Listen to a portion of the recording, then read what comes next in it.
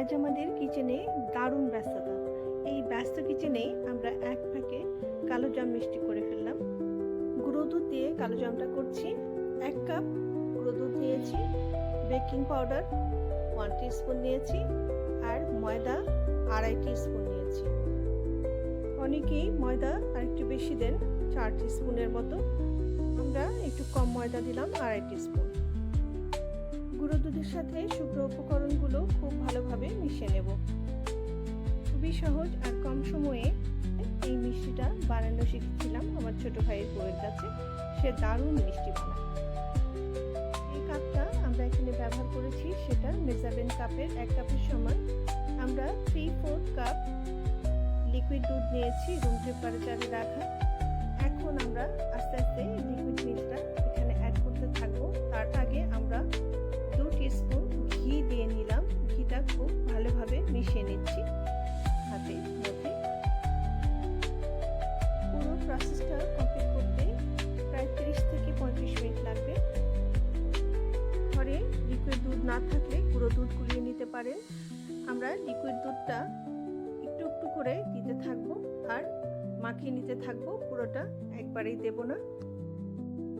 Liquid দুধ add করার পরে আমরা মিষ্টির জন্য যে ডোটা করে নিচ্ছি সেটা কিন্তু একটু স্টিকি হবে, হাতে লেগে যাবে, কিন্তু ভয় পাওয়ার কিছু নাই। এটা কিছুক্ষণ পর মোটামুটি সেট হয়ে যাবে, তখন আর এতটা স্টিকি থাকবে না।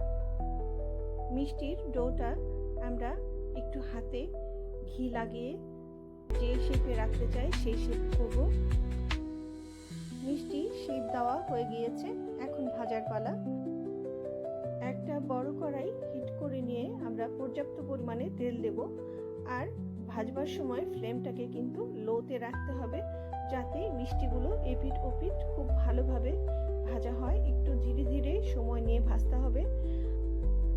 হাই হিটে ভাজলে মিষ্টিটা উপর থেকে পুড়ে যাবে। আমরা কালো জামের কালারটা চকোলেট বা মরিচা কালার রাখবো, তাই একটু ডিপ ফ্রাই করে নিচ্ছি। ফ্রাই করা হয়ে গিয়েছে, যথেষ্ট ফ্লাফি হয়েছে, লক্ষ্য করুন। এখন সুগার সিরাপ করে নিচ্ছি। 3 কাপ পানি, 2 কাপ চিনি বা 1.5 কাপ দিয়ে আমরা এটাকে বয়ল করে নিব। শিরাটা কিন্তু প্রথম দিকে অনেক পাতলা থাকবে, যাতে মিষ্টিটা শিরাটা পুরোটা টেনে নিয়ে আরও বেশি রসালো আর ফ্লাফি হয়ে যায়। প্রায় 10 মিনিটের মতো কালো জামগুলো আমরা শিরায় পাক দেব বা রান্না করব। শেষের দিকে ঘি অ্যাড করলাম 2 টেবিল স্পুন, যাতে করে একটা ঘিয়ের ফ্লেভার মিষ্টিটার ভিতরে যায়, আর এটাকে ঢেকে দেব যাতে ফ্লেভারটা একেবারে লক হয়ে যায় মিষ্টির মধ্যে। আমি ঘিয়ের ফ্লেভারটা রাখবো বলে ছোট এলাচ দিইনি, আপনারা চাইলে দিতে পারেন। মিষ্টি রেডি। এত চটজলদি একটা দারুণ মিষ্টি কি বলবো। আমাদের গুঁড়ো দুধের কালো জাম খুবই পারফেক্ট হয়েছে।